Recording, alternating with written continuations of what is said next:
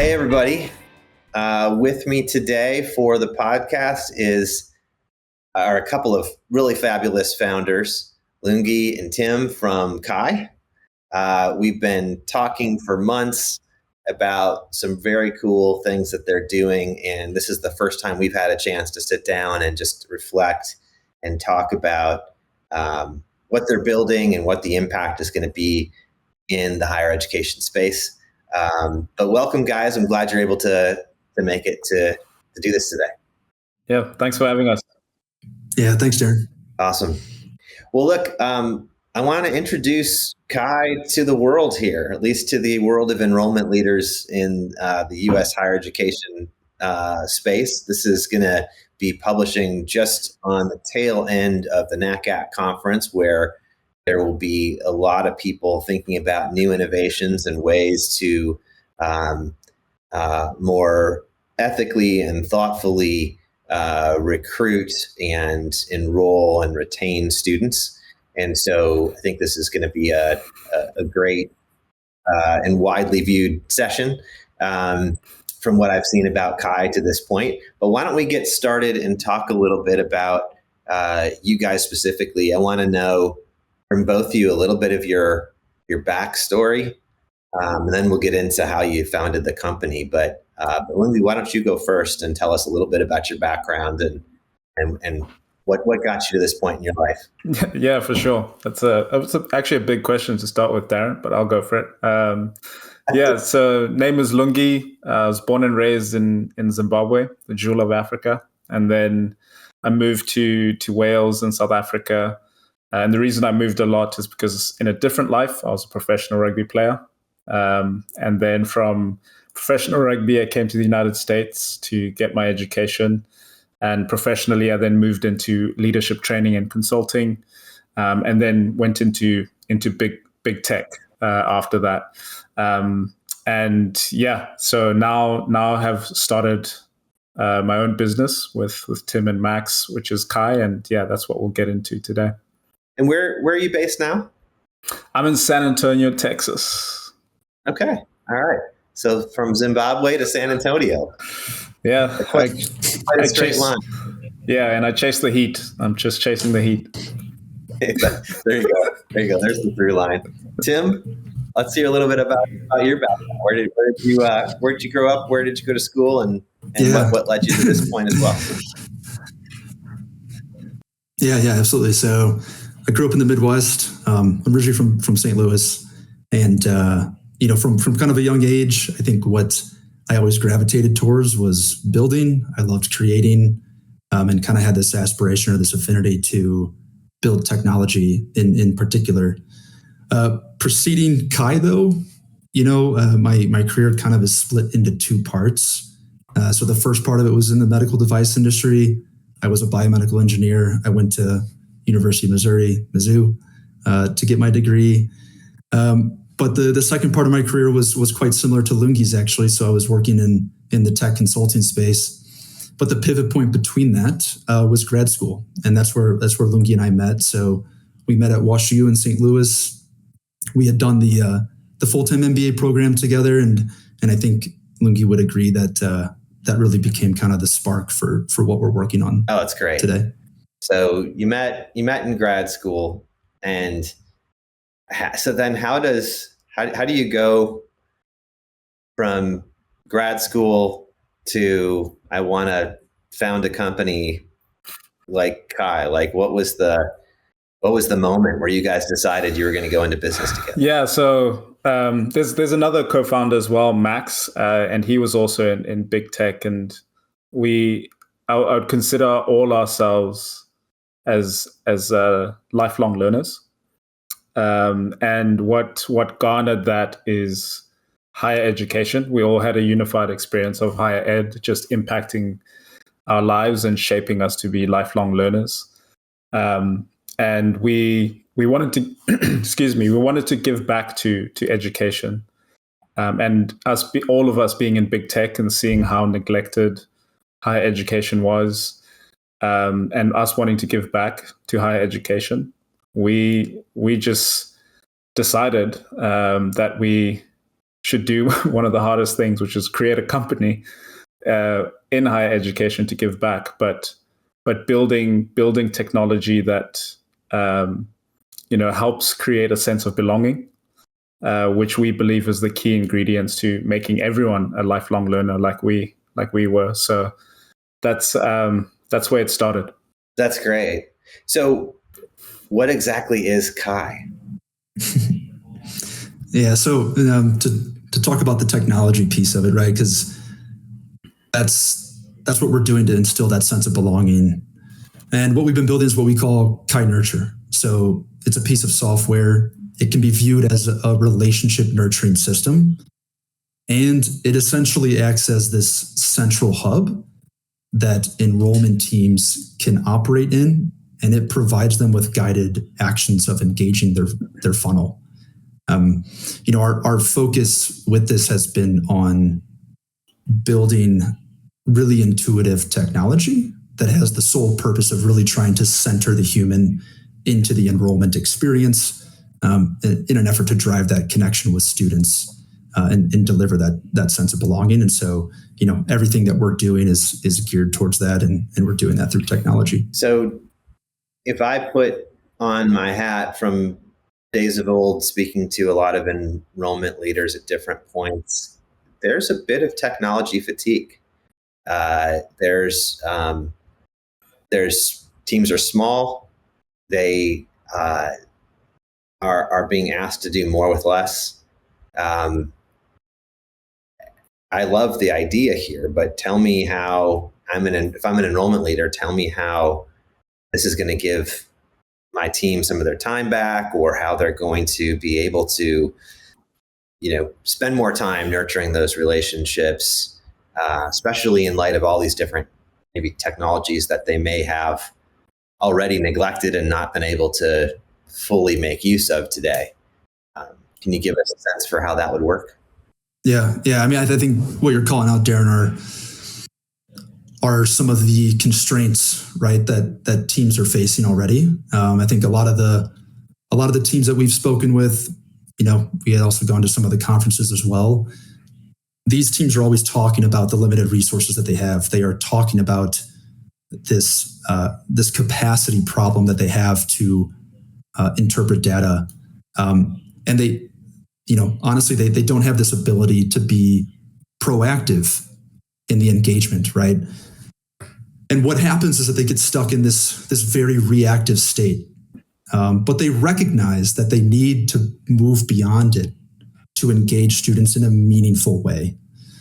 I think one thing that's really, really core to what we're doing is that when we are designing this technology, we almost want the technology to feel as if it doesn't exist. What is really important in building new technology as well is to think about what it's the means to an end of. And everything that we do is about how do you help a recruitment person on a team show up to work and get the best version out of themselves that day, and to just stay focused on what's really important. And so it's something that is kind of our ethos. It's what we talk about from a vision standpoint. But I think the more important thing is also, like, can you actually translate that into the technology itself? And I think when you look at some other tools out there in the market, and across different industries as well, that's where they can kind of fall short. Yeah, I can see that. So if you're targeting the enrollment teams, who's your main user? Like whose problems are you solving the most on that enrollment team today? Yeah, the problems that we're solving for, they've come, like the conversations we've had. We've been speaking to VPs, executive directors. They've come from them mainly, but they also understand that the day-to-day usage of Kai and solving those problems comes from frontline recruiters and counselors that are doing the day-to-day jobs. So it's a combination of, you know, understanding what these teams are trying to achieve and their goals from the VPs and the leaders that they have, but also balancing that like on a day-to-day level, operative level. What does that look like in achieving those goals and solving those problems and addressing those challenges? And that's where, you know, the balance for us of like building to achieve those high-level goals with technology that's intuitive for the day-to-day person that's using it, it's a hard balance to strike, but that's what we're striking with Kai. So what does success look like for a customer, and how quickly can they expect to see some evidence of success to kind of keep them engaged and using Kai? Yeah, I mean, I think from the schools that we've been speaking with, you know, at this point in time, they're perceiving the success, they're perceiving the value add in kind of three main buckets, right? Which is the first being that they're able to move into this proactive engagement. They're able to elevate the relationships with the students that they're recruiting in a way that they haven't been able to before. The second bucket is that their team is operating in a much more efficient manner, and they're able to clear the noise, right? They're able to identify the students that they should be focusing on and that they should be driving that engagement with. And the third thing, you know, is that after a full cycle of use, you know, that there is an uplift in the enrollment metrics, that the revenue is going up, that there's more applications, better yield, and everything. But I think to kind of touch on it a little bit more from like an aspiration standpoint as well, when we talk to these leaders, what is a consistent theme across all of them is that they want their team to be enabled to do what they can do best.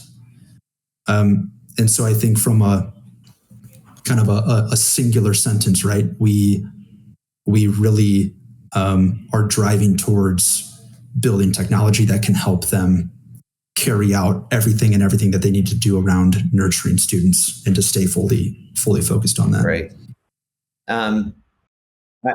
I have to ask, I mean, is this going to complement or clash with a CRM? Yeah. So the short answer is that it complements, right? You know, we've used CRMs as foundational tools that, you know, every enrollment team out there that they should have it, right?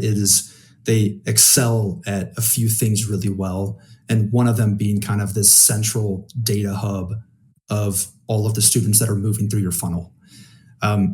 What we are doing, though, is we're leveraging that data from the CRM, but we are building an entirely separate system for the recruiters to actually live in and operate out of, for carrying out their engagement and for connecting with students. And so there is communication between them, but it's very complementary and for different reasons. Got it. So is that sort of a two-way communication path with the CRM, or is it that you're basically just extracting data from the CRM and then sharing it only? Curious, like what scenarios would it go both directions? Yeah, so it is so how it essentially works is it's a two-way, just to put it simply. It is a two-directional passing of data. Kai uses the relevant data that's in the CRM and monitors it, analyzes it, and only surfaces within Kai Nurture, the system itself, what the recruiter needs to engage and connect with the student. And then once that's done, and the recruiters have acted on it, the system within Kai then takes what's been acted on and logs it as an interaction within the CRM. So there's that two-way communication between the two systems to make sure that there's no gaps in the data, and that everything is recorded and represented within both systems. Oh, that's terrific. Uh, you know, I think that anymore technology has gotten more sophisticated, but it doesn't always get to the point of being usable.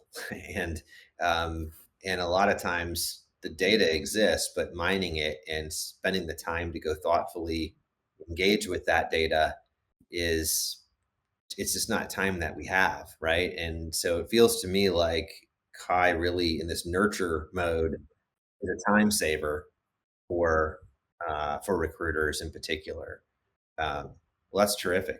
So, what's the response been so far? Yeah, I mean, the response has been pretty good. It's been validated, especially for smaller to medium sized institutions that see the value of creating relationships, of being human centered, and creating that sense of belonging.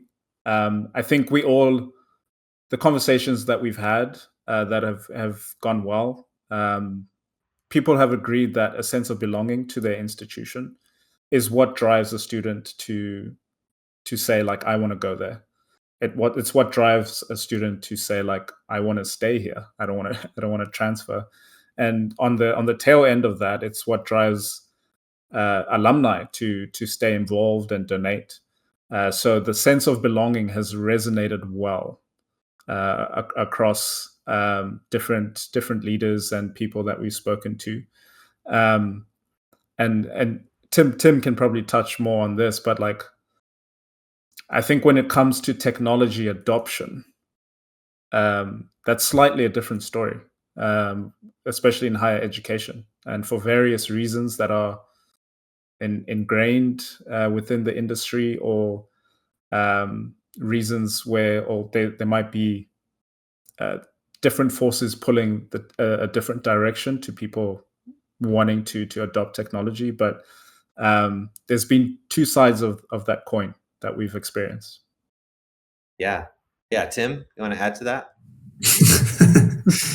Yeah. I think I think from our conversations, when you really distill it down, right? I think what these leaders are pondering is this question of like what role is technology supposed to play in helping us achieve our goals or our aspirations for our enrollment team. But what I think what Lungi is referring there is that we see a disconnect between the aspirations and how these teams initially start the conversations or assess new technology. You know, that the aspirations are very big vision. They're very human centered. They're very positive about using technology to be more efficient. But a lot of the conversations start with questions about AI safety, data security, cost, and all of that stuff, which those are very certainly important questions. They're essentially the table stakes of any type of technology that needs to operate well within higher education. But it's inhibitive to bigger picture thinking. I think one thing that we've always stated is that enrollment growth doesn't come from the technology. It actually comes from delivering a sense of belonging. And so our perspective is that, you know, out of the gate, these teams should be moving from asking, what can this technology produce, to how well can this technology help my team be the best version of themselves when they show up to work, you know, every day. Well said. I think your aspiration as an AI company that is at the intersection of technology and human connection and enrollment, right? Is to, I think I've heard you say, make the technology disappear. And I think that's in service to your point of the whole reason this whole thing exists is around that kind of connection. Um, you've already kind of hit on this, but um, I would imagine a lot of your conversations that you're getting are because people are really interested in figuring out how to think about AI in the role of enrollment. Now, Kai's not a chatbot, right? So we can check that box.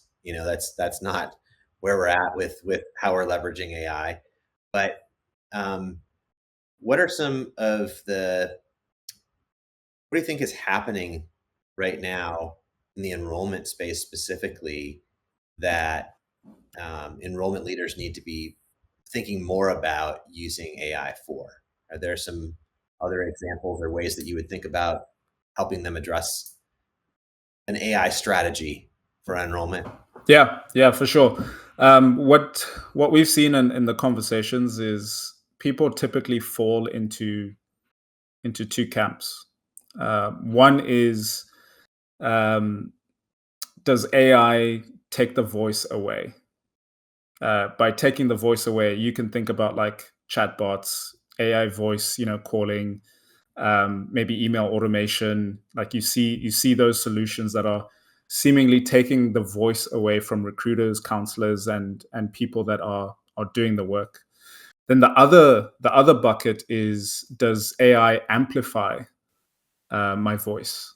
So this is usually technology that is, working in the background, analyzing, interpreting data, like, spitting out analytics, or certainly what Kai does, which is, monitoring and creating recommendations to amplify the human. So there's typically those two camps. And I think a question that people need to ask themselves is, does the voice and human connection matter in your industry, in your job, in what you're doing day to day? And that will help you understand, what kind of AI we should employ or we should adopt within that specific area. We have a strong belief that higher education should adopt AI to amplify the voice, rather than take it away. And that's how, to Tim's point earlier on building technology that is so intuitive that it almost disappears.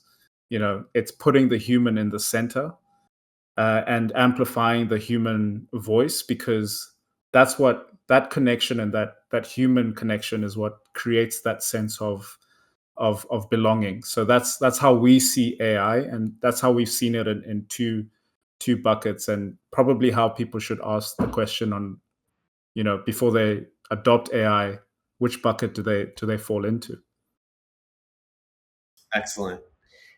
Well, look, I think people are going to want to learn a bit more after this conversation, and certainly the conversations that I'm having with enrollment leaders, I want to point them in your direction. But I guess I wonder, from your standpoint, how do you how do you think about getting started with a school, and what's the biggest issue? Even if you're a great solution, is always going to be the bandwidth of the team to both evaluate your solution and then also the work it's going to take to deploy it. So, can you give people a sense for how you're thinking about that, knowing that you're trying to create more human connection, not less? Um, there is, I'm assuming, a bit of a learning curve, and there is a little bit of work to be done to set something like this up. How do you guys come around an organization when they get started? How do you think about empowering them in sort of a pilot process or sort of an onboarding process, so that they can get the most out of it without it, um, taking up too much of their bandwidth to get started? Yeah, I mean, I think in terms of starting the conversations, we have a pretty particular approach that we take, which is that we actually don't talk about the product in the first call. Our first call is always about understanding what the vision is for that team, and how does our vision fit into making that a reality. If there is alignment, then yes, we proceed and we start talking about how technology can be used to make that come to life. I think what you're talking about in terms of the kind of the onboarding. How does this actually get into the hands of people? It's something that we've been working through right at the current moment, because we're putting together a cohort of pilot participants, and I think there's been probably one of the top things that we think about is this concept of time to value, and how quick can a team begin to realize the gains and the proactiveness and the efficiency that they're able to achieve in their day-to-day life from using this. And so everything from the way that we actually onboard, we go through calls, we get to know the whole team, to actually how do they start to use the product itself? How does the software actually communicate to their other tools? Everything part of that, that's been at the center of our focus is time to value. That's encouraging to hear. Awesome. Well, look, I mean, you guys are building something really special. I think I love having spent a lot of time with enrollment leaders and with recruiting teams, knowing how little time they have, and the fact that here's a technology that can really give them time back, and not just give them time back, but point them towards the most meaningful human connection that they can have with their prospective students. It's an invaluable service that I think you're endeavoring to provide. But talk a little bit about what excites you. What's the long-term vision for Kai? I'm not going to ask you what your 5-year roadmap is, but you put it in a time that makes sense to you, and share what you can. Yeah. So as I said in the beginning, our journey is about making lifelong learners. I think we think that that's what prepares people for success and reaching their potential in their lives. And education, we know that instilling a sense of belonging is the start of that, and that the enrollment experience is the beginning of making everyone a lifelong learner. So that's why we're here. In terms of like the future, we definitely want to carry on our system and our way of thinking, and instilling that sense of belonging, and talking about when they're on campus, in the student life, what does it look like to continue to build relationships and engage students so that you can retain them, and that there's better student success, and even beyond that, what does it look like for you to continue engaging and building relationships with alumni, so that they still have that sense of belonging, so that they give back and they're involved with the community of the university that they, or college that they went to. So it's really, for us, it's just looking along the whole student life cycle to ensure that we're building lifelong learners through our technology that is human centered. And yeah, I think that's really what's driving us. That's great. I think a lot of enrollment leaders would love to hear that, because more and more the focus on the enrollment side of the house is actually on the longer term success of that student, and on retention itself. And so I think for you to continue to find ways to enable better connection, and a better sense of belonging throughout a student's journey is a wonderful cause to be associated with. So I'm excited to have you guys on the podcast. I look forward to hearing about your success and how these pilots are going. Any last thoughts for the enrollment leaders out there in terms of how they can get in touch with you, and in ways they can potentially start thinking about a pilot at their institution? Yeah, I mean, they should definitely hit us up if they're thinking about working with us, or if they believe in what we're doing. We're currently talking to a couple of we're building that cohort, about to finalize that in the next month. So they should reach out on LinkedIn, reach out if on our website, which is adkai.io, and also just, you can also ask Darin for our personal information to get in touch with us. Yeah, that's true. I could be that conduit. I'd be happy to. That sounds great. Well, hey, thank you guys. I appreciate you taking the time today for this call. It's a great conversation. Thanks, Darin. Thanks, Darin. All the best.